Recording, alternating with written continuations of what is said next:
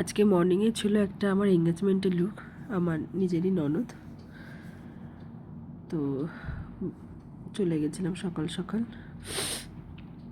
সাজাতে।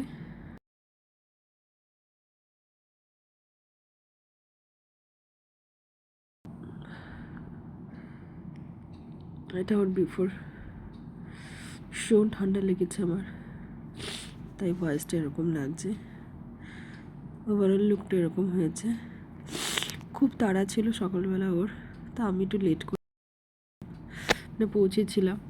যাই হোক, তাড়াতাড়ি করে যতটা পেরেছি করে দিয়েছি। ওর এরকম একটা হেয়ারের কোয়ারি, মানে হেয়ার চেয়েছিল, তো ওরভাবেই করেছি।